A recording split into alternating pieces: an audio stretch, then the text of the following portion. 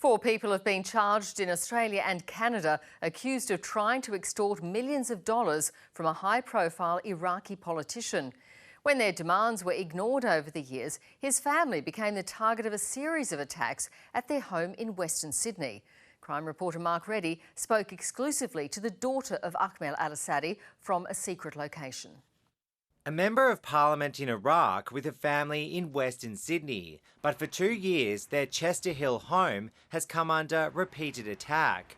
This fire 2 weeks ago forced them into hiding by police. Today the daughter of Ahmed Al-Asadi spoke out from a secret location. The safest place that a person has is their home, and that was the most dangerous for us for a while.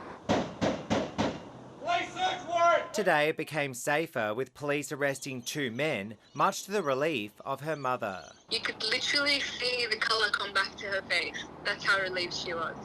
24-year-old Luminous Tuto and 22-year-old Zagalo Segura were handcuffed at Blacktown and Seven Hills. Detectives raided both their homes, seizing mobile phones and computers, and there was another breakthrough overseas. In Canada, in Edmonton, they've arrested a 32-year-old female and a 34-year-old male who are going to be charged. The 2 Canadians are accused of trying to extort $10 million from Mr Al-Asadi. When the Iraqi MP didn't pay, they hired the 2 Sydney men to carry out attacks against his family. Among the worst, a shooting and a violent home invasion. Mr Al-Asadi, his wife and children moved to Australia as refugees 20 years ago. He worked as a taxi driver here before eventually moving back home to become a local MP. Since then, his family has been living in fear.